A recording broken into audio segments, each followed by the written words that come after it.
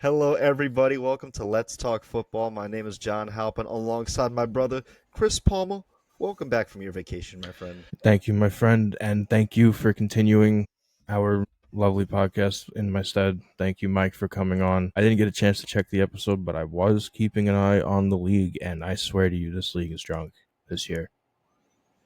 This this NFL season has been very unpredictable, and I'm honestly all for it. And I think you probably put it the best way. This league is drunk. It's hard to expect the good teams, and it's hard to see the bad teams. But it's all that variance is for the love of football, and I'm excited for it. With that, Chris Palmer, are you ready to recap some games? Hell yeah, let's do it. So let's do it. Let's start with last Thursday night game with a giant upset from the New York Giants beating the Philadelphia Eagles 34-17. Man, this was the emergence of Jackson Dart and Cam Scatabo. Absolutely, the energy in New York is alive, and Cam Scatabo is at the forefront, and Jackson Dart is right there next to him. But the Eagles, with an embarrassing offensive showing, as of right now, they're ranked the worst scoring offense in the league. So they need to figure out what's going on there in terms of putting points on the board. Yeah, Philly's got to start figuring it out. Even their wins. We've talked about Philly for twice so far this year. Again, they have all the talent there. It's just they don't always kick it into that next gear. And the Giants were opportunistic in taking advantage of turnovers that Philly rarely does. But hey, Giants played Philly well, and it was great to see a division rival kind of humble a Super Bowl contending champs. We'll have to keep an eye on both the Giants and the Eagles going forward. But let's move to Sunday's slate of games, starting in London, where the Denver Broncos beat the New York Jets 13-11. Now, this is kind of the London games that we expected to see. Yeah, you kind of expected the London games to be the Thursday night games moved across the sea that no one wanted to watch. This was a fucking snooze. This was one of the most boring fucking football games. It was a very, very disheartening performance for the Jets, who still remain the only winless team in the league at the current moment. Unbelievable. Can't say I'm too surprised with that. Unbelievable. So let's move back to the States in Jacksonville. Seahawks, Jaguars, and the Seahawks coming away victorious 20-12. Sam Darnold getting it done. And this was the game that Mikey and we actually talked about last week, especially after that Jags win over the Chiefs. And I think that this was kind of a little bit lower scoring than both him and I expected, but this was still a good game nonetheless. And the Jags still had an opportunity to win it, but just wasn't meant to be. I love that Sam Darnold can just play football anywhere else that isn't a New York team. I think it's just impressive to watch. It's really nice to see. It seems that we're seeing a pattern of a lot of players leaving New York and really emerging into their own. So Right. Sam Darnold just falls into that category. He kind of starts that category. Well, him, Danny Dimes, Saquon, Xavier McKinney. There's a lot. There's a lot of ex-New York players that have really emerged. Gotta just wash that New York stink off them. But let's stay in Florida. Let's move down to South Beach, Miami, where the Chargers took on the Dolphins and came away victorious 29-27. This, I'll be honest, I wasn't really watching these games because I was in Baltimore for the Ravens game, but it seemed like this was a very back and forth game between these two teams. Miami trying to get the edge over the Chargers, but the Chargers really sealing the deal, and great to see it because this could have easily been a game where they collapsed in the final 2 minutes. Yeah, no, it was good to see that the Chargers can pull this one out, but I did go back and watch the highlights of this one, and there seems to be another issue in the Chargers' offensive play that we're going to talk about moving into this episode that I'm going to reveal to you that I think you may have seen, but I don't think you've seen it. Maybe, so we'll see. maybe not, but we're gonna really dive into the Chargers this week because they have a very interesting matchup against the Indianapolis Colts. So let's move to Baltimore, where I got to witness my Ravens kick a field goal and lose to the Rams 17-3. And this was I just want to start by saying this. Despite the score, this was a winnable game for the Ravens. And it just was a few turning points here and there that really could have changed the outcome of the game. For instance, why did we go for two tush pushes on the half-yard line when we have Derrick Henry?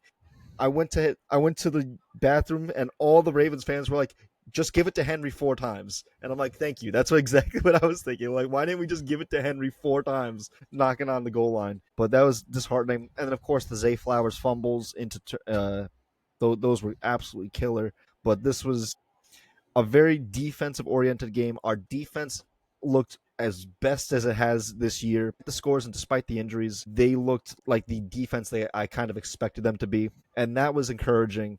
However, only 3 points without Lamar. Man, give this man the MVP, because we are a totally different team without Lamar. Well, he's the pulse of that offense because he's what that offense is formulated around. Mm-hmm. But you still have a loaded roster full of talent. Oh, absolutely. There's no reason. Again, it's the coaching decisions.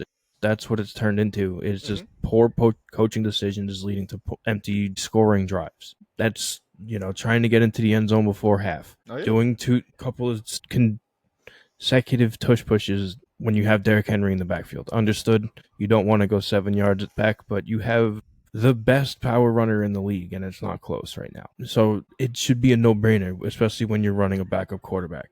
But those decisions are what's leading you guys to yet another slow start. Mate, this is worse than a slow start.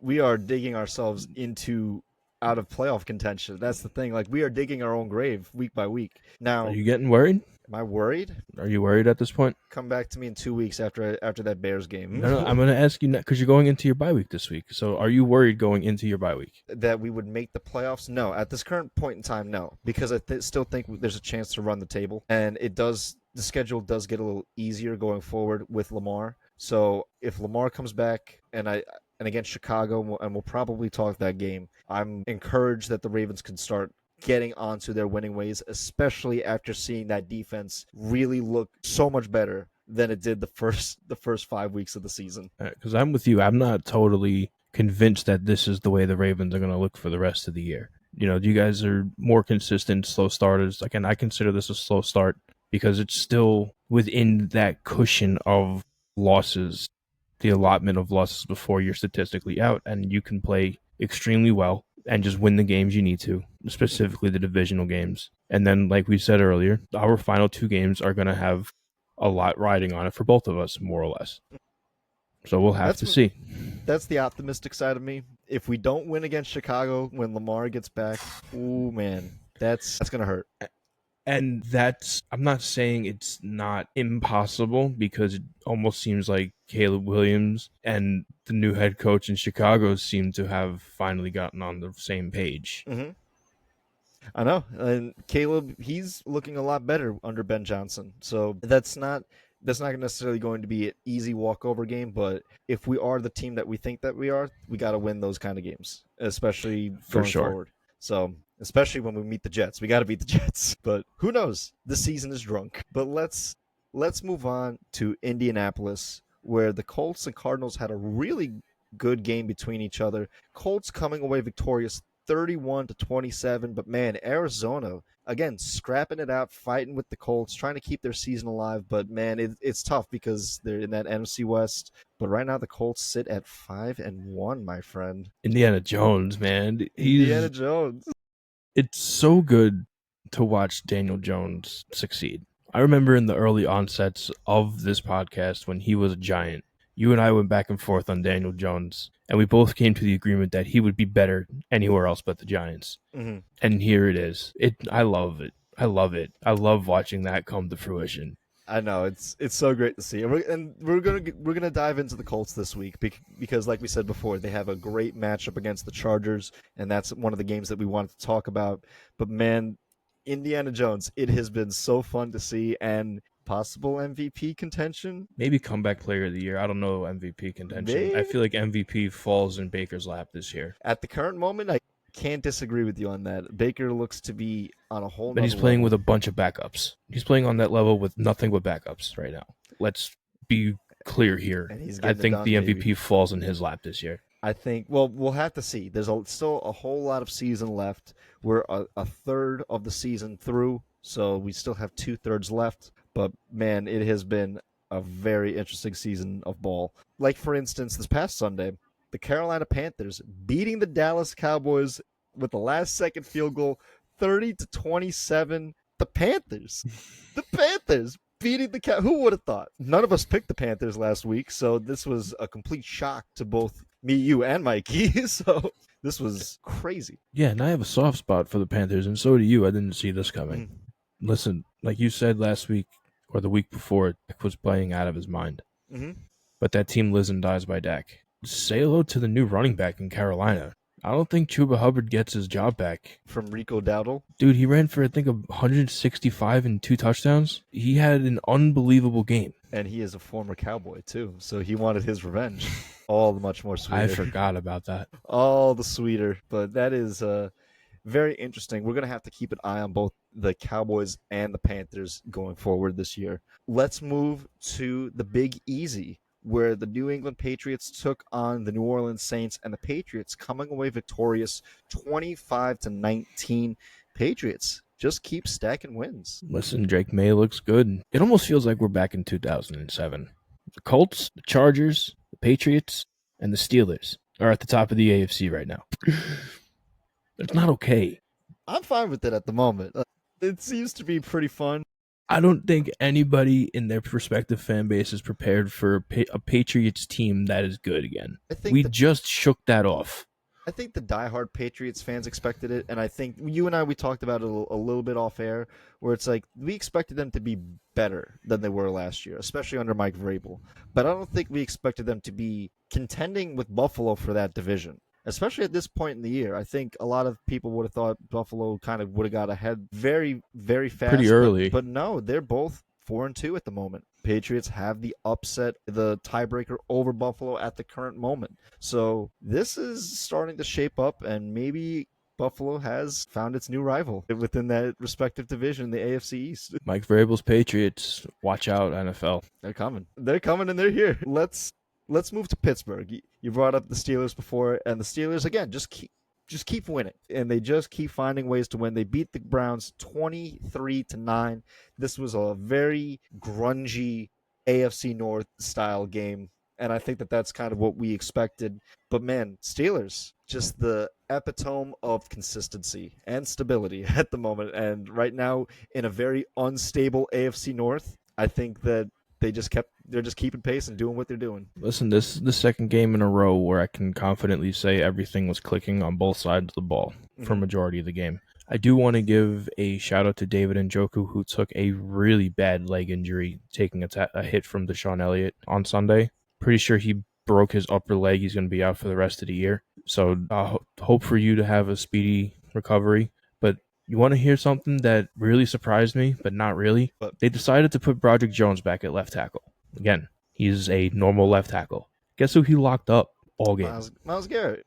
Myles Garrett had one hurry up all game. You see what happens when you put a left tackle at left tackle? See, Broderick Jones, man, I'm glad he's not getting the penalties and still actually doing what he's that's the thing. He was a walking penalty at right guard because he had to play right guard last year. Isaac Smalo got hurt.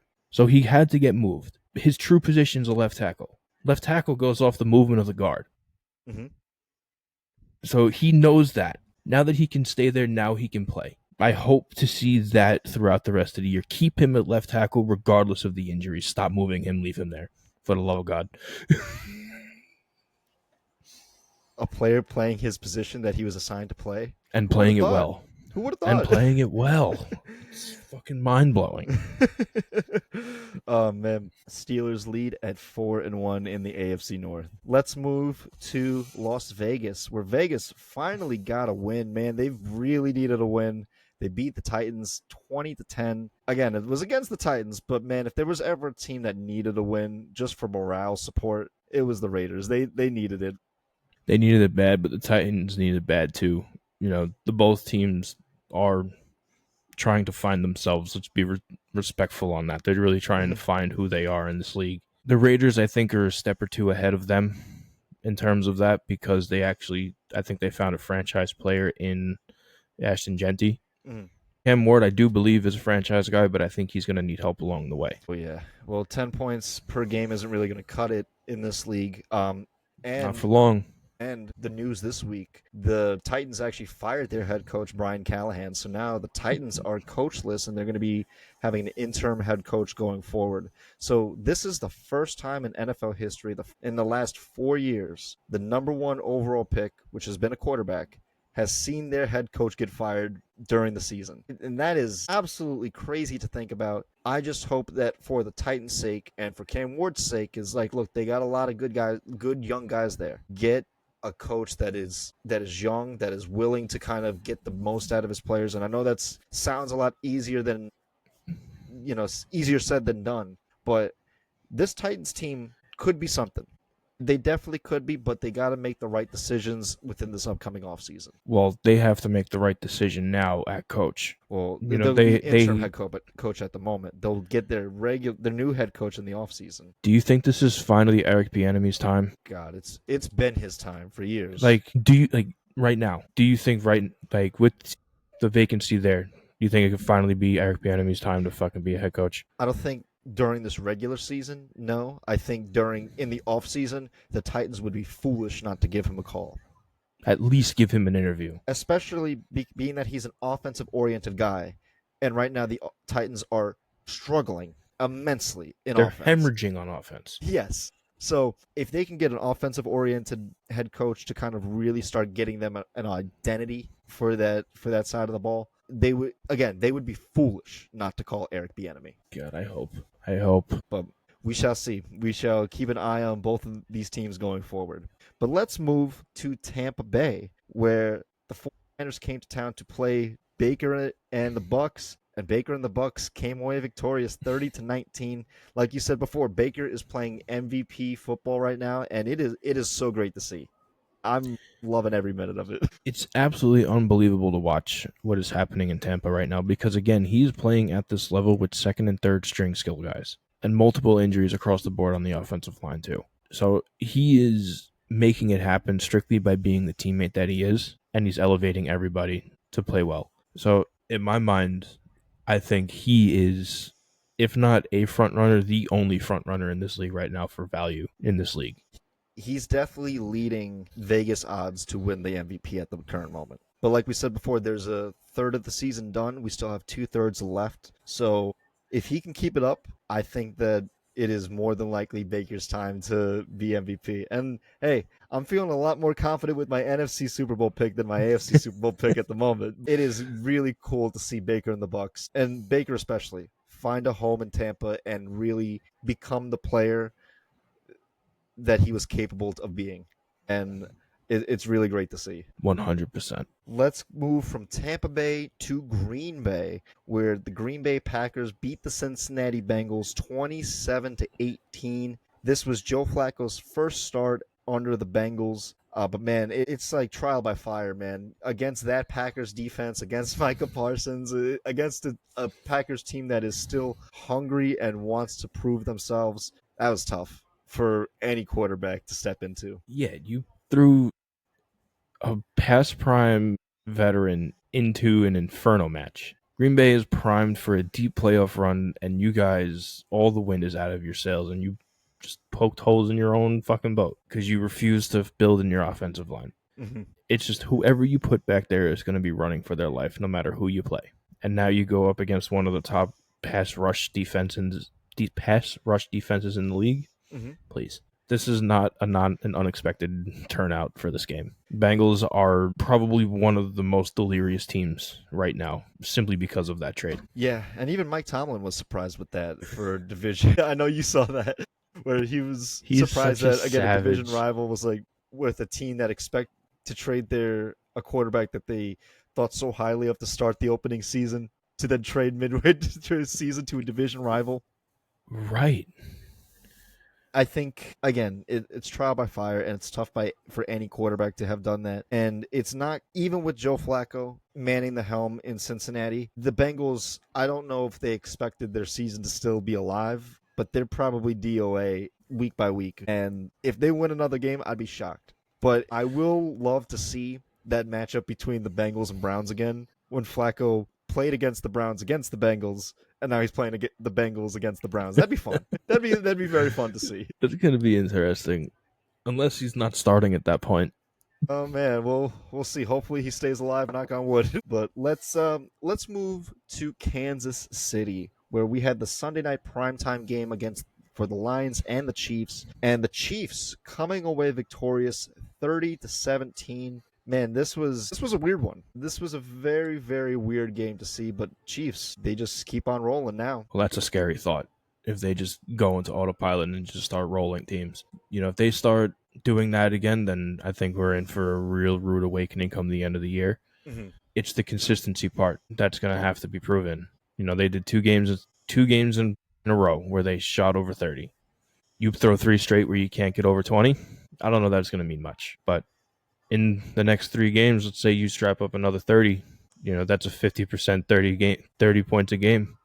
Well, So their offense is getting healthier, and right now they also get this upcoming week will be the first week that they'll get Rashee Rice from his suspension back. So this will be the first time I think both Rashee Rice, Xavier Worthy, and Travis Kelce will all be on the field at once. So they'll So be considered full strength for the they'll first be time. on the offensive side of the ball, yes. So, but they still have Pacheco and they still have Hollywood Brown in the slot. So the Chiefs' offense could start to look scary. But man, it was. I want to flip it to Detroit real quick. This was. I don't think anyone expected Detroit to just kind of stay in neutral the whole time this game. And for a team that explodes on points, especially against the bad teams, for them to not, for a team that's kind of like, I guess within their weight class this season, to not just fall behind so quickly, and the Chiefs just kind of took ahead, like got the lead, and never looked back. This was a very, very perplexing game for Detroit, but I don't doubt that they'll get back on track. Losses happen, and will they be another 15-2 team like they were last year? Probably not, but they're still a great team in the NFC, and I expect them to do great things for not only December but also in January. Yeah, that I'm not worried at all for Detroit. This is a one-off. I think this was a get-right game for Kansas City, and the Lions need a get-right game this upcoming week. Yeah, so we'll keep an eye on both these teams, but I would expect both of these teams to probably make the playoffs within their respective conference. But let's move to another interconference matchup on Monday night with the Buffalo Bills and the Atlanta Falcons, and the Falcons upsetting the Bills 24-14. This was a very big upset. I think everyone did not expect this to happen, but man, the Falcons had a great game plan. They blitzed Josh Allen more than 50% of the time. And that really shook them up. And this was the first time this season that the Bills didn't score at least 20 points. So the Falcons may have kind of cracked the code on the Bills, but Atlanta looking pretty scrappy, possibly could fight for a spot in a wild card or within their division.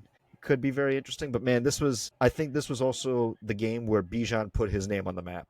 Bijan just absolutely tore up the field, and it was all Bijan all day. And I think that he's really kind of solidified himself as not only a household name from fantasy football perspective, but also in just regular football fandom. Well, yeah, the Falcons, you and I spoke about the Falcons last year a lot and how they were emerging as a great run zone, both offense and defense team, being able to stop the run zone and being able to perform the run zone on offense. But I have to agree with you that I think they cracked the code on how to beat Josh Allen on offense, and it's almost the same formula as Tom Brady. Just throw the extra man in. Send one extra man and get home before he throws the ball. Mm-hmm. It sounds a lot simpler on paper, but you do it effectively. You do it for 30 snaps. By snap 18, 19, Josh Allen ain't going to want to have that happen anymore. Yep. Doesn't matter who you are, and you don't want that. So good on the Falcons. I hope this is signs of good light for them. Maybe they can play spoiler. Maybe they can, but we'll have to keep an eye on them going forward. They do have next week's Sunday night primetime game against the 49ers, so that should be a really good one.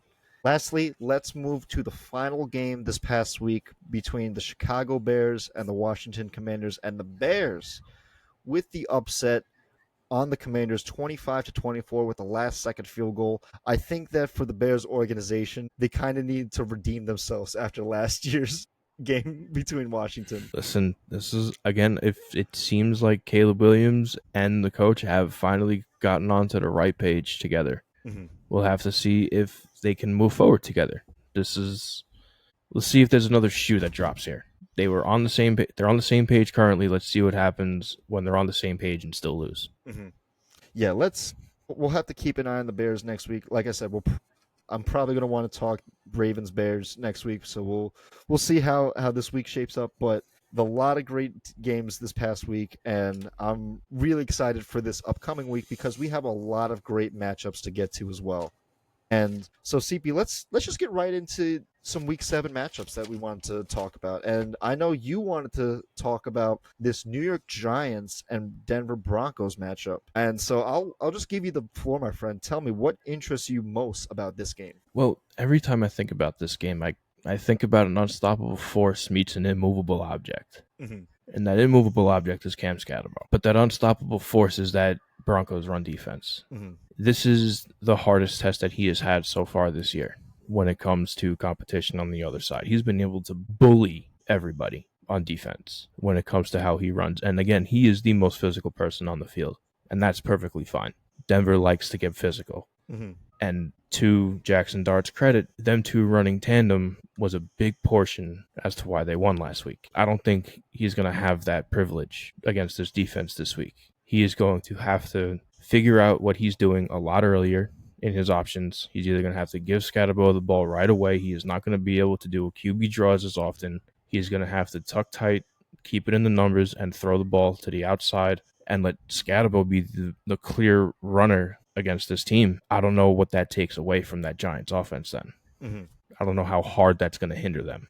It's tough to say, right? Because it's all kind of speculative until the game happens, right? And I think that it's very interesting that we're talking the Giants. We talked about them before Jackson Dart started, and now we're talking about them now after Jackson Dart started. Because the Giants look like a very different team, especially after that game last week against Philly. And like you and I we spoke about a little bit off air, it's like I know you said that's like that's not even the Giants at their full strength and or their full potential, which is I don't scary think to it's their think best about. football yet. Yeah. So I think personally, I think we'll see the best of the Giants next year when they're healthier. When Malik Neighbors comes back, when Slayton comes back, and they have a little bit, and they have some more young talent there. I think we'll probably see a very strong emergence from the Giants next year. But for this year, they embarrassed Philly last week. They absolutely embarrassed Philly. And it wasn't that long ago either. 2 weeks ago, Denver made an impressive comeback on Philadelphia and embarrassed them too. So both of these teams are the Eagle Slayers at this current point in the season. And I think what interests me a lot, especially about the Giants, is that before the season, Giants fans had a lot of hope for Jackson Dart. And they were really hoped that he was going to be their guy and their franchise quarterback. It's hard to say after like 2 wins of the year so far. I want to see how he finishes this year, but it does seem a lot promising, not only with Jackson Dart, but with Cam Scatta. Is it Scattaboo or Scatabo? Scattaboo. I believe it's pronounced Scattaboo, but it's spelt Scatabo. Yeah, so Scattaboo. Try to get it right. The fact that these two guys have really brought fun to the New York Giants really says a lot. And I think that honestly, it was probably a good acquisition for them to pick up Jameis Winston, even though he's not playing. But man, he's the one that's giving the speeches pregame. He's the one that's like backing up Jackson Dart, making sure they have fun. And the Giants look like they had a lot of fun last week, and they were really fun to watch last week, and for multiple reasons. But I think what really set them apart last week was Jackson Dart. I think his quick decision making is what really Mm-hmm. impresses me. The fact that he was able to decide when to take off and when to throw it and where to throw it away, I thought was very impressive. Because some quarterbacks, and I've even seen Lamar do this, they make the decision half a second too late, and by that point, you're not going to get the result that you want. But Jackson, especially, he was very opportunistic when his runs were not necessarily planned. Those were all improvised. Especially you look at the first touchdown that they scored. He just was like, I'm just going to take it myself. Fuck it. And just went.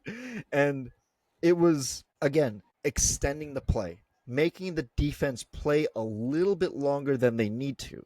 And I think that Denver and Sean Payton, that defense is really going to. I'm not sure if they can really hold up with extending the play, but I think what Denver does is they excel at getting to the point of attack. Mm-hmm. And right now, they have, so far this year, and I looked up their defensive stats. So Nick Bonito, who is their outside linebacker, he's making a name for himself this year. If no one knows who this man Nick Bonito is, he is trying to be Defensive Player of the Year. He has 8 sacks so far this year. Jesus. And the Broncos, as a team, they have 30 sacks so far this year. So far, we've played 6 weeks. That averages 5 sacks a game, which is crazy to think about. They have 1 interception and 2 forced fumbles. So look, they are not necessarily taking the ball away like, say, Jacksonville is. Jacksonville is doing a great job of taking the ball away. However, what the Broncos are doing is they are winning at the line of scrimmage. And they are winning on both the defensive and offensive side of the ball. Bo Nix, again, he's doing the formula that we've been saying since year 1 of this podcast. You have solid defense, solid run game, and a quarterback with minimal turnovers. And that will win you games. And Bo Nix is proving that he is not only understanding Sean Payton's level of coaching, but he's more than willing to step up to the challenge. When they were down against Philly, man, that was probably the time to quit. And they didn't. They didn't blink at all. When last week, it was a slow, trudging, defensive game against the Jets, they won. They found a way to win. And I think that winning ugly, there's something to be said about that. And so far, the Broncos are willing to kind of play in that realm of physicality. But man, the Giants players are willing to as well. The Giants really have that air of confidence to them at this point in time where it's like they feel, especially after that win last week, they could beat anybody. If they beat the best team, the Super Bowl, the reigning Super Bowl champion, they are going to walk into Denver very confident. And I think that a confident team is a scary team because then they're tapping into all the potential that they have. I 100% agree with you. And I think that's kind of both of these teams. Mm-hmm. You know, both of these teams, I feel we haven't seen their best football yet. On when it comes to on both sides of the ball, I feel like both teams are so young, but yet they're right at the cusp of exploding. The both of them next year, I think, give them both 1 more year, and they're going to make serious waves. There's a little bit of regression in the past couple games when it comes to Bo Nix. He is a great fit for Sean Payton, but he needs to clean himself up a little bit. Again, there's always ways to get better. His decision making needs to get a little sharper. He seems like he second guesses himself a lot. His progression reading needs to get a little bit better. The upside of that is the Giants don't have much of a secondary. So this will be a good way to fundamentalize your progression reading and do things. And same thing on the opposite side. Mm-hmm. As great as the pass rush is, the secondary of the Broncos isn't the greatest. So Jackson Dart will have a good learning test to scramble out of the pocket, extend the play, and then read his progressions as he's moving. If you want to run the ball, but please, for the love of God, just slide. We cannot see a quarterback running through someone as a rookie. Mm-hmm. Nobody wants to see that. No one wants to see him go down. No one wants to see Jackson Dart go down. The energy in the Giants is fluctuating through the league right now. Everyone's enjoying it. Yeah, especially being here in New York, too. A lot of Giants fans they feel very vindicated for having that hope in Jackson Dart. Because it's like, okay, he is the franchise guy. And it's hard to say, especially just after just 3 weeks, right? He's only been playing for 3 weeks. So it's hard to say that, but it's very promising. And especially when Jackson Dart had to go into the blue tent, Brian Daboll was like, I can't allow Russell Wilson to be on the field. Kid, are you okay? You okay? That was hilarious. That was absolutely fucking hilarious. And it's wild to me that he did that because now they're actually under investigation. Mm-hmm. Like, they're doing a full-blown investigation to make sure he didn't tamper with the medical staff to put him in. I hope he didn't. If he did, I really hope he didn't, because that would be vile. Yes, because a player should be the one to make the decision whether they can play or not. And if they get medically cleared, but they feel it's like, look, I don't think I can. I don't want to risk it. You got to respect that, right? And so I think that's like, look, Daboll, I think for him, he knew that if this season was a lot like last season, he would be out of New York. And I think that being that Jackson Dart and Cam Scadaboo really now establish an identity for the team, a good wave of energy for the team, a lot of big breath of confidence. I think Daboll is probably realizing that he's probably safe in New York so long for as another Jackson year. Dart's there. Yeah, And he went into that blue tent and he was like, my job, for the love of God, my job. That's exactly it. That's exactly it. Because again, I we've can seen in totally see time that. we've seen in time and time again where coaches are like they want to keep their job, right? Like, and for Dayball, it's like I don't blame him. Like, New York's a great place, right? And especially if it's like you're part of this organization, your fan base is going to treat you like royalty, right? So long as you're winning. If you're not, then he knows Oh, that we're the worst fans in then the they're the worst. sport. Like hell, Cam Scadaboo is going to have a sandwich named after him in all the delis on Long Island. I promise you. Yeah, and it's gonna be 8 different meats on rye bread with Munster cheese and mustard. It's gonna be the I'd try it. fucking. I probably would too. I'm not even gonna lie to you, but it's gonna be like the most raunchy, dry yet stubborn sandwich to eat, and it's like I can see that. Got to eat it like Oh, it's gonna be toasted rye and horseradish. Oh God! Oh God! Oh, man, this is a great game. Actually, two last things I want to say, especially with Denver. I want to give a big shout out to J.K. Dobbins, really finding a home in Denver. He's been a player that he was originally a Raven, drafted by the Ravens, played for a couple years, but injury took him. Played for the Chargers last year, but man, injury hurt him again last year, and now he's really finding a home in Denver. He's not a 3-down running back. He's playing in tandem with their second running back. I don't know the name offhand, but and Bo Nix can also run it as well. So he doesn't have a heavy load on him to burden the whole running game of them. But man, he has found a great home, and it's been great to see him play every single game so far this year. So I want to give a big shout out to J.K. Dobbins. And lastly, I do want to give another just kind of reminder, at least to the Giants, where it's like if Jackson Dart is to be running as much as he did against Philly, the person that's going to be spying him is one Mr. Dre Greenlaw. And he is one of the best linebackers in the league. And goddamn, he is still that guy. He is still that guy. Yeah, I agree with you. But if Jackson Dart's going to be the one running, you know who's going to be the one running in front of Jackson Dart? That's Cam Mr. Boom. Scadabo, the man who fears no one. He fears no one and will fucking run his face through that man's chest 10 times out of 10. Absolutely. You're going to run through a motherfucking face. Mike Elstott walks so Cam Scadaboo can run. I love it. I love it. This is going to be a great game this weekend. And also, this is in Denver. So Demaryius Thomas, rest in peace, Demaryius Thomas, will actually be inducted into the Broncos Ring of Honor this game. So that'll be very nice to see. Wow, that's a name. Yeah, that's a name. Hit me with that one. Yeah, so I just saw it today, and I was like, I just wanted to mention it today since we'll be talking Broncos and Giants. But man, this is great. I think the real question, what determines this game, is who wins the trenches and who wins at the point of attack. Scrimmage. Yeah, so that's what I want to see. But man, these two teams they're such a great matchup for each other. Despite their records, 2-4 and 4-2 respectively, these guys pair up very well against each other. Yeah, they do. Again, there's two teams that just haven't played their best football and have way too much room to grow. Mm-hmm. So it should be a lot of fireworks. I'm excited for this. Any final thoughts on this game? Just keep your eyes out, man. It really could turn out to be just a young gun show.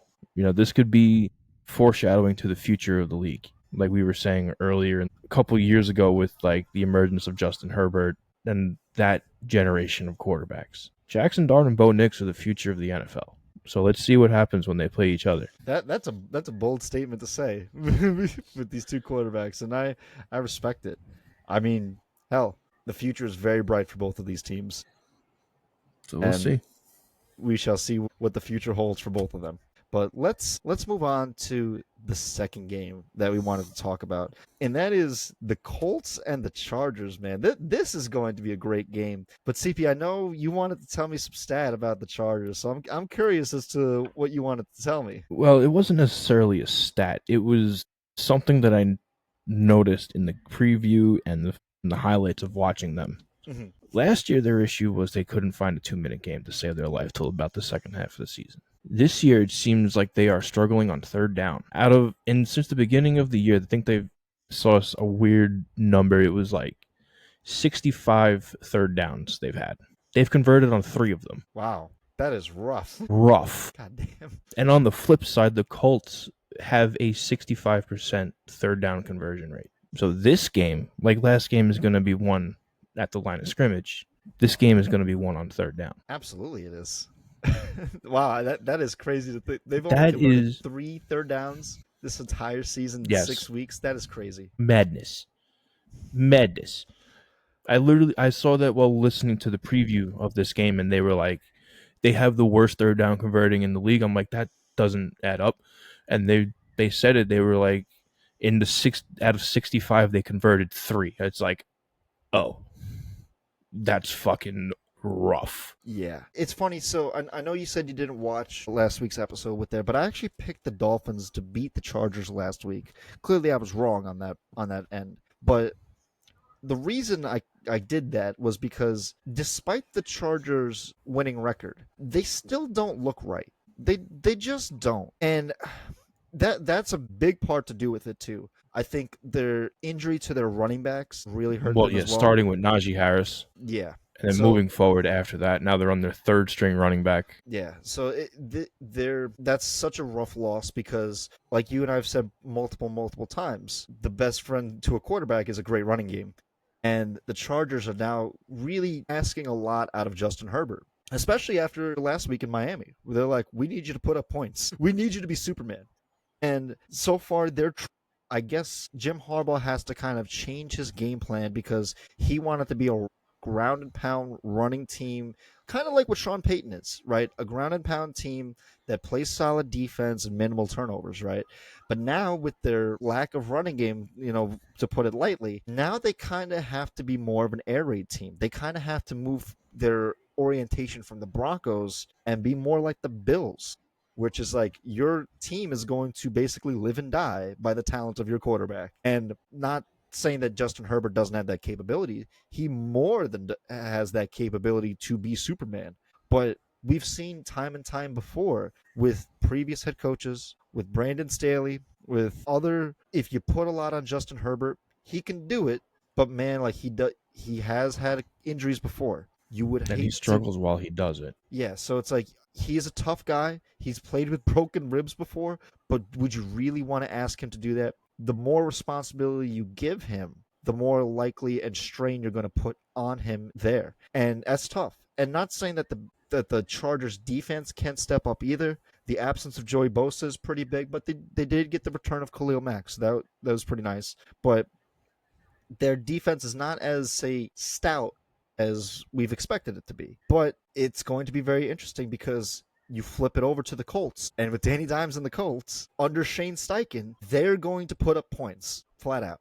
Because even before the emergence of Danny Dimes, we have said before, under Shane Steichen, they can put up points. Their problem is their defense. For the longest time, it's like they just can't stop teams from putting up points. Now, they basically get such a big lead early on for most of their games, not against the Cardinals, but they get such a big lead early on that it's like they don't need to put up any more points. Their defense can kind of like pin their ears back. It's like, okay, you can dink and dunk, but it's just going to help us going forward. So the Chargers are in a very weird predicament because this, to me, kind of feels like it has the potential for a shootout between these two teams. If the Chargers defense allows it to become controlled by the Chargers offense, and the Chargers offense keeps it to 2 down drives, where it's first and short, second down, first down. If they can do that all game, fine. Yeah, it could be a shootout because the Colts can play anybody's game at this point. They're scoring 30 a game. I don't necessarily see the Chargers defense being able to take control of that offense like that. That's what I'm saying. So I think this is going to turn into a death by 1,000 cuts from Indiana. They're going to keep that defense on the field for 10, 11 plays, and they're going to score. And they're going to score, and they're going to score, and they're going to force Justin Herbert to play from behind, play for 4 downs, take him totally out of his comfort zone, and we're going to see the uglies of Justin Herbert that we saw 2 years ago, where he plays frustrated, he panics, he scrambles when he doesn't need to, he throws the ball away when he shouldn't. All the things that we saw early on when they were up and falling down from cloud 9. The lack of a 2-minute game, Justin Herbert not reading progressions right, the defense not doing the right things. That is what is potentially there for the Chargers right now going into this Colts team. To be totally exposed all over again. They can be. That's the scary part is, like, if the Chargers are playing the Colts game, it's going to be tough. So they're going to have to force the Colts to play their game. And that's going to be, again, very slow, very methodical. And it's tough, too, especially when it's like you're depleted your running backs to really establish that control. Because when you run the ball, you kill clock. And you're basically taking control of the time that is left in the game. And it's one thing when it's like you're up and you're killing the clock, right? But we've seen it before when teams are, if you're down 14 points in the third quarter, you're not really going to be running the ball that much because that clock is no longer your friend. You need as much time as possible. You can't let it bleed out. And so the Chargers, if their key to their success is going to be Khalil Mack, if they're able to get pressure on Danny Dimes, then we know what Danny Dimes looks like when he's faced with a ton of pressure. Look back to all the years with the Giants when his offensive line was Swiss cheese. The challenge is the Colts have the second best offensive line in the league right now. So right. Daniel Jones only been sacked twice this year. Exactly. He's been clean. He's been clean this year. Right. So the Chargers, like you have a tough task, but that's going to be what's going to be the X factor in your game. Can you get pressure on Daniel Jones? If you can, then it's okay. They're not going to be able to score as much points. On third downs, you get a sack. Boom, great. You force them on fourth down. But again, if they convert, defense stays on the field a lot longer. Got to go through another set of downs, so on and so forth. So it becomes a lot tougher. We saw, especially last week with Atlanta beating the Bills, right, where they blitzed over 50% of the time to stop Josh Allen. Maybe we see a more aggressive Chargers defense and really start to go after and blitz more against Daniel Jones, because that's going to have to, what's going to have to happen with them.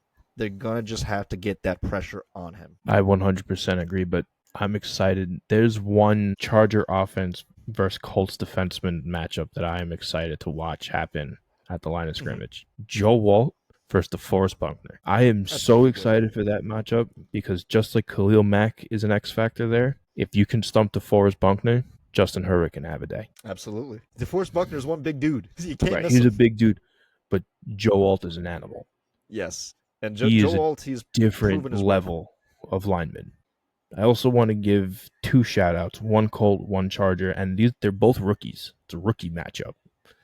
Rondé Gradson of the Chargers, tight end, and Tyler Warren, also tight end on the Colts.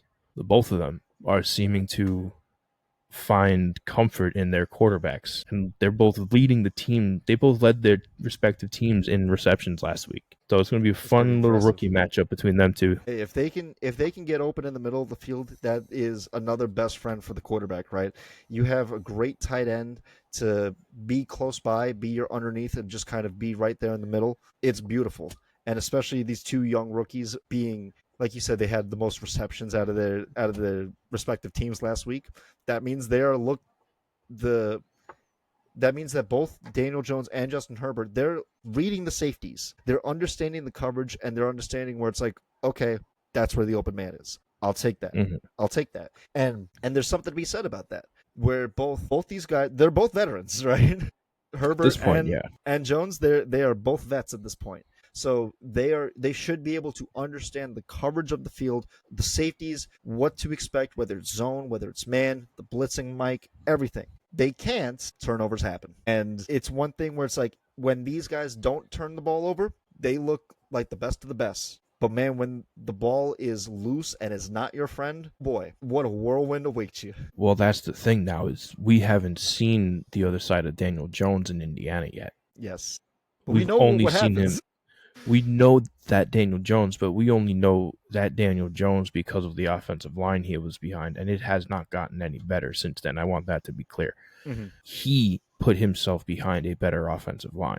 Justin Herbert started with a terrible offensive line and found an organization that was willing to invest in him and made that offensive line better.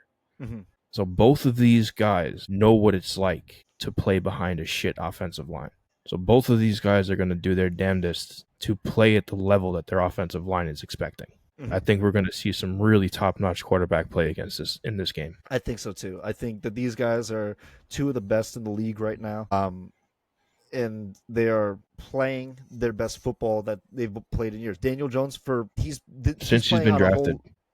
Since he's been drafted, he has not played this well. Yeah, exactly. He's playing his best football, period. we have not seen him play this well for this long at any point in time. He's playing unbelievable. And big shout out to him. And he should be in MVP considerations as well. Despite being Daniel Jones, he should be in that conversation at this moment. And Justin Herbert, who everyone, we've had high praises about Justin Herbert too. He's now playing like that Justin Herbert that we've known him to be. That rookie where he's making good decisions, placing the ball very well, accurate, fast velocity. He has all the arm talent in the world. He has the decision making, the coach behind him. And it's scary to see what, like you said about the Giants and the Broncos, where we haven't seen their best either. I don't think we've seen the best of the Colts or the Chargers either. So, and that is an even scarier thought. And that is because even these scarier. two teams have veteran quarterbacks who haven't even reached their peak yet. Mm-hmm. People are trying to say that Justin Herbert's reached his ceiling. I don't believe it for a fucking second. Nope. Truly, I don't believe it for a fucking second. Mm-hmm. And honestly, I don't think we've seen Daniel Jones' ceiling either. No. I think we're closer to Daniel Jones' ceiling than we are Justin Herbert's ceiling. But even Daniel Jones' ceiling is a competitor, a real-time competitor, and people need to get that one totally understood. Yeah. It's funny, too, because last week when I was talking with Mikey, I couldn't help but also bring up the Colts because they're winning these games very well, very convincingly, and they're playing great. Their presence in the AFC is huge right now, and it's hard not to consider them contenders not only within their division, but also in the AFC as a whole right now because they are looking primed at the moment. Now, I really was telling Mikey, I was like, I can't wait for that Jacksonville Jaguars matchup and the Indianapolis Colts matchup. Both are going to be great going on, and they actually play twice in December. Kind of similar to how you and I will play it towards the back end of the year. But though that matchup is going to determine a lot, and I think the Texans are probably not in too much in contention for that division. Titans are probably one of the worst teams in the league, but between the Jags and the Colts, man, the AFC South got very interesting very quick. Yeah, I don't think anyone was really expecting just how quick Daniel Jones was going to emerge and make Indy this much of a fucking heavyweight this year. Mm-hmm. Literally in the time span of minicamp. He took Anthony Richardson's job, and they said, "You're our guy." And he said, "Cool," and off to work he went. And that is after the franchise said, with going into the Daniel Jones signing, Anthony Richardson's our guy. That is the epitome of, I'm just going to go to work and do my best every day. So good on Daniel Jones. He earned everything that is coming his way, and he deserves nothing but the best for the rest of his career because of that. Absolutely. But CP, any final thoughts on this game? Keep your head up. This is a heavyweight fight.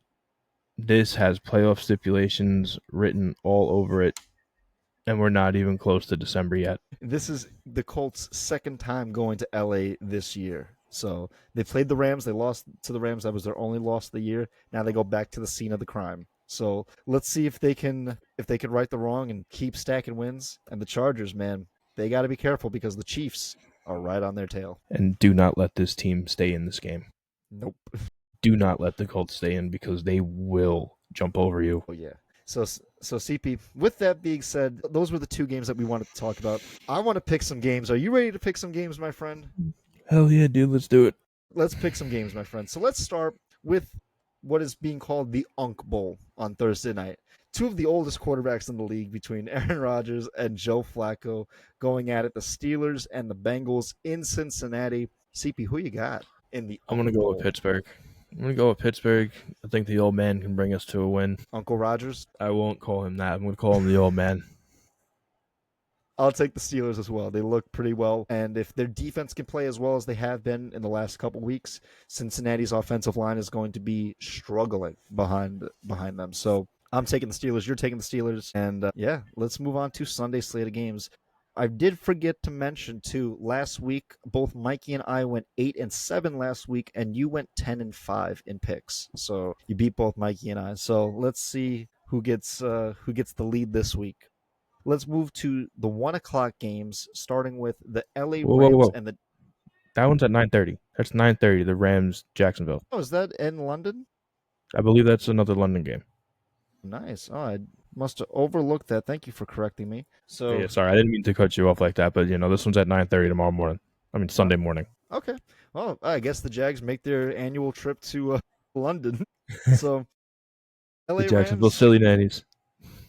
London Silly Natties, baby. I love it. L.A. Rams, Jacksonville Jaguars. Who you got, CP? This one's tough. This one's really tough, but I think I'm going to go with Jacksonville.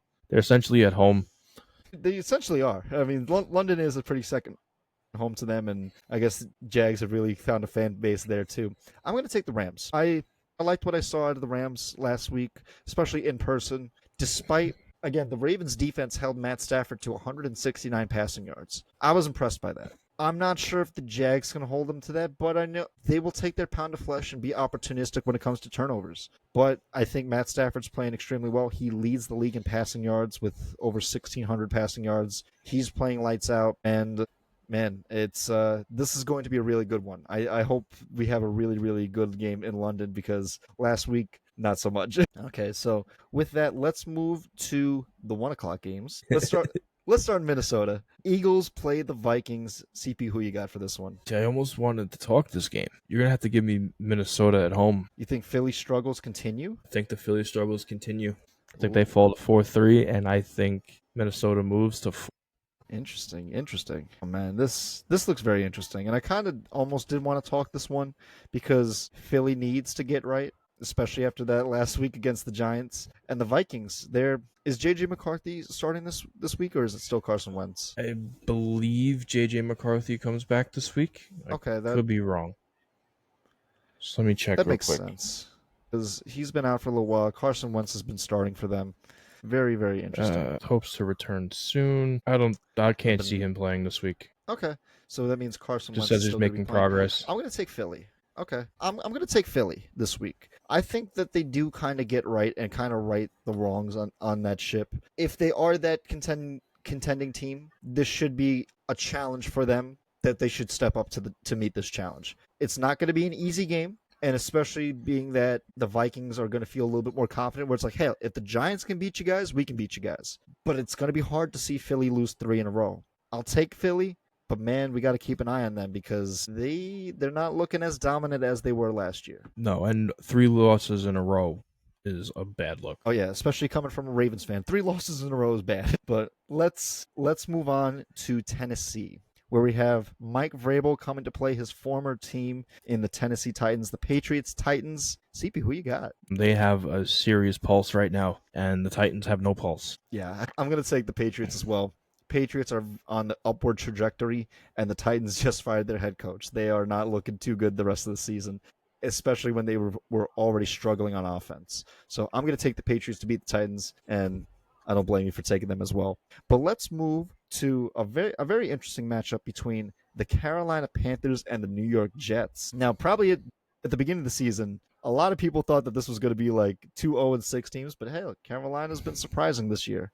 CP, who you got this week? You see, even though the Jets are 0-6, this one's hard because of who the Panthers are. They are so inconsistent. This is probably the best chance for the Jets to get a win. Mm-hmm. But you're going to have to give me Carolina.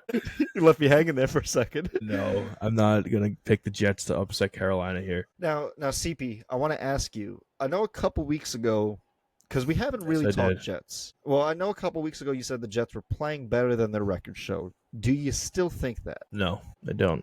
What changed? It just seems like everything is just unraveling again, live action as it comes. Mm-hmm. The defense, from whatever the beginning of the season looked like, it no longer looks like that. They no longer swarm to the ball. It's just like, it seems, again, to me, it seems they're playing scared. Everyone's afraid to make mistakes because of the week 1 firing. That's what I kind of correlate this one with. Everyone's playing afraid to make mistakes because they're afraid of losing their job. Mm-hmm. So they're playing stiff. They're not playing loose. Like, you look at the Giants.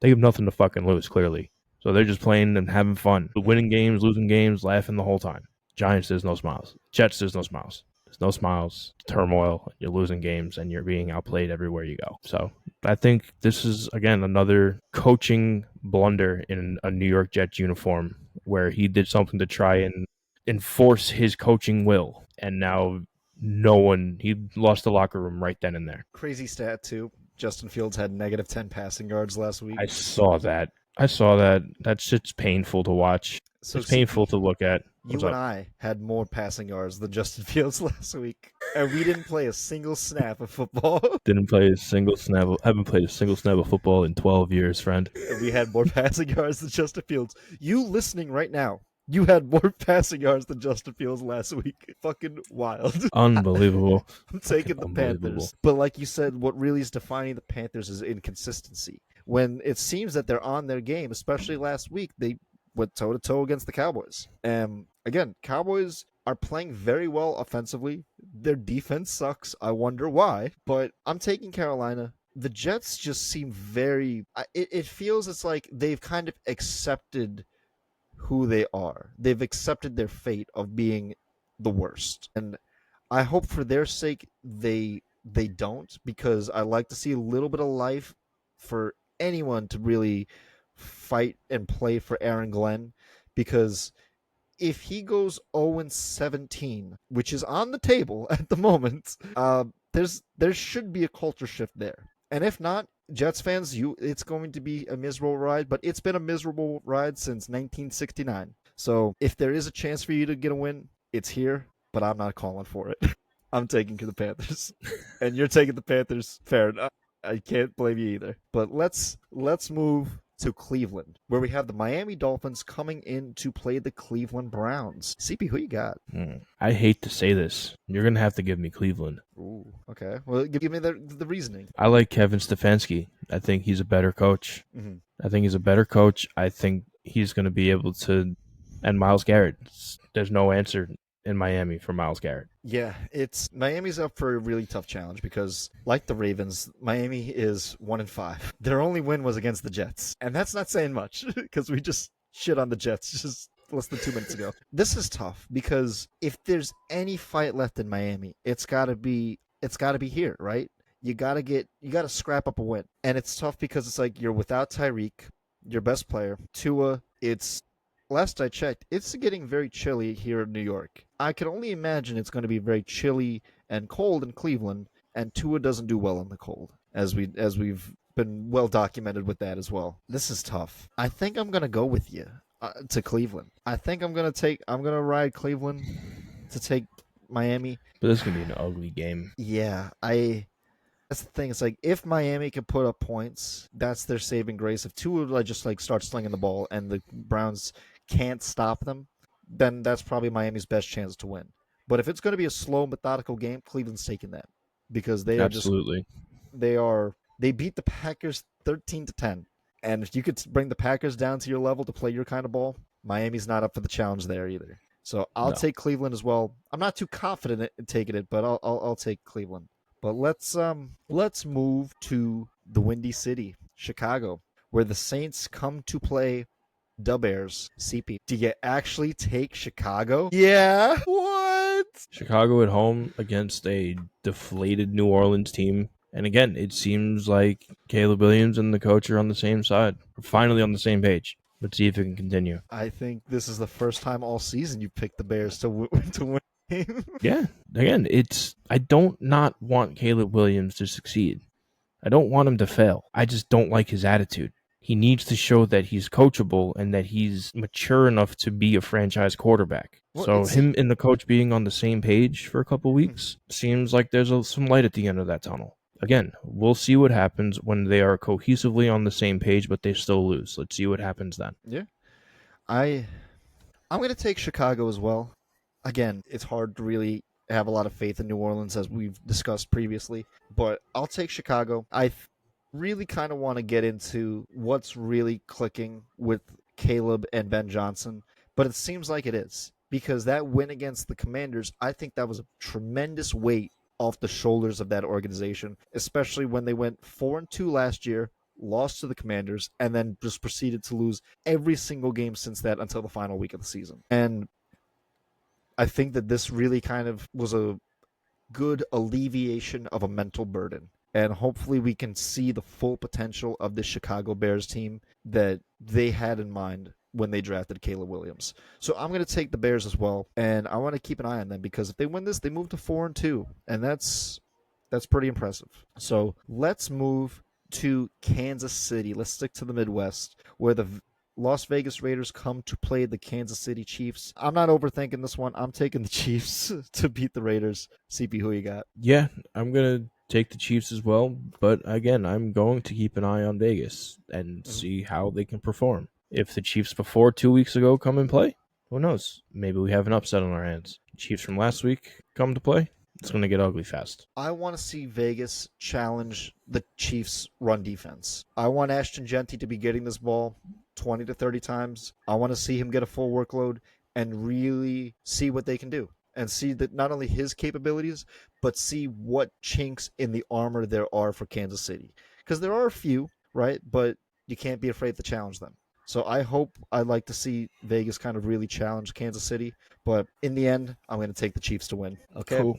So let's move to the Colts and the Chargers. One of the games that we talked about, baby. So, CP, money on the line. Who you got for this one? Man, it says money on the line. I'm gonna give me the Colts. You're gonna go Indiana Jones on this one. I think that third down stat is killer when it comes to most offenses. Mm-hmm. You have to do better on third down. You have to be able to do a three down play stance. It's just you can't devote yourself to going on first and shorts. Defenses get better throughout the year. That's just not how it works. You have to be able to convert on third down. Yeah, that stat is absolutely wild. And even before you told me that stat, I was still leaning Colts and I think I'm going to take the Colts this week because they just seem, again, like the more complete team, the healthier team. And it seems that Daniel Jones under Shane Steichen has really fit like a glove. And he is able to execute what Shane Steichen is trying to do and score points week in and week out. So I'm going to take the Colts over the Chargers. But man, I think this is going to be a good one and possible potential game of the week here. But there's a Monday game that could be in contention for that as well. But this should be a great one to watch. So, CP, let's move on to the second game that we talked about this episode, the Giants and the Broncos. Who you got for this one? You're going to have to give me Denver at home because this is going to be both Jackson Dart and Cam Scadaboo's first experience in Mile High. Mm-hmm. So it may be a little bit of a learning curve walking into a stadium like that, not only with the physical elevation, but with the electricity of the crowd. Mm-hmm. There's going to be a lot there. There's a lot to take in Denver. Keep it clean, keep it strong, but I think that defense is going to really cause Scadaboo fits all game. And I'm with you. I think they're also going to get very physical on Jackson Dart and give him a lot of fits. I mean, we've seen before, any good quarterback, you get pressure on him, he's going to be rattled.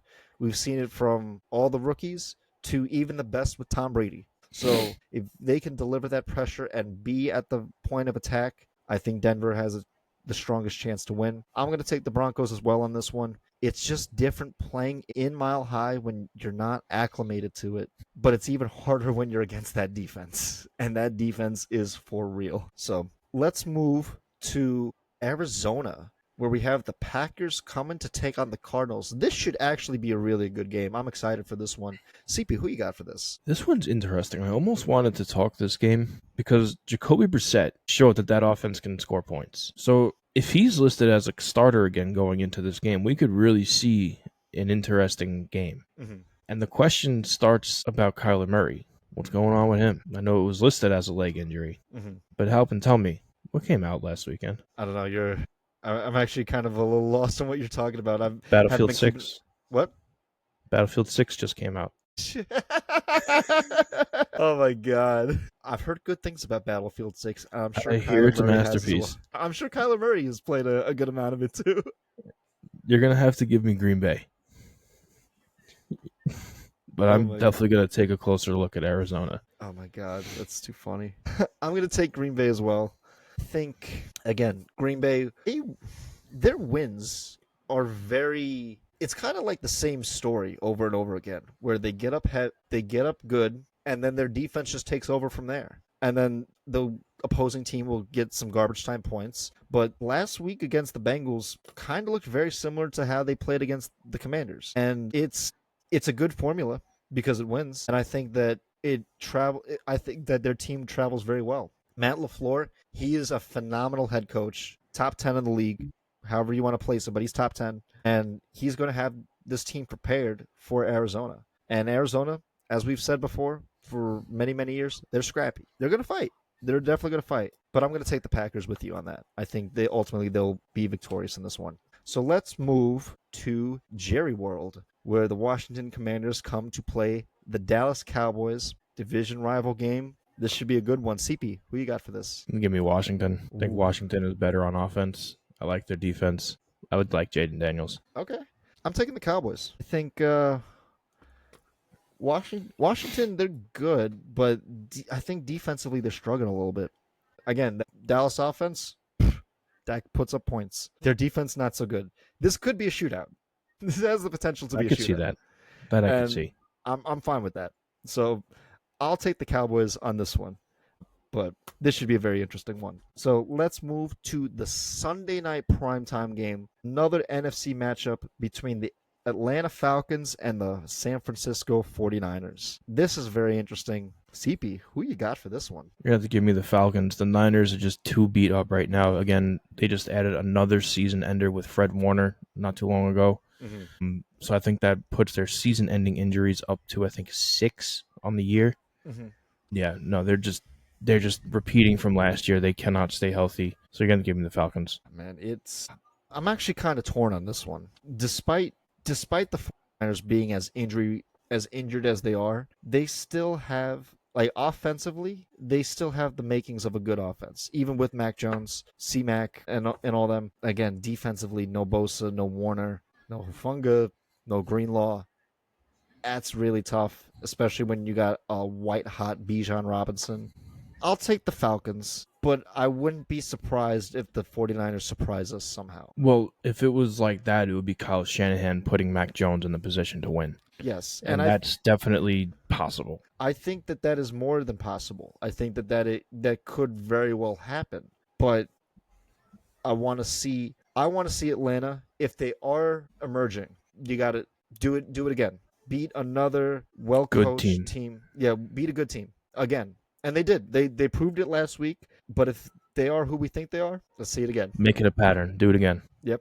So that should be a really good one. Monday night, we have 2 Monday night primetime games, and these should be great to see. Let's start with the first one with potential game of the week right here. Tampa Bay Buccaneers against the Detroit Lions. This should be really good, CP. Who you got for this one? Walking into the Lions den. Baker Mayfield. MVP Baker coming in. This one's tough. It's really tough. Part of me kind of wants to talk it, but this one, I'm sure we'll talk Lions again. We'll talk them again for sure. I think you have to give me the Lions at home. As good as Baker is, you got to remember he's going in with all backups, and that defense is damn near full strength. Mm-hmm. So I think the Lions, but it's going to be a very close game, 1-possession game. Could come down between 3 points.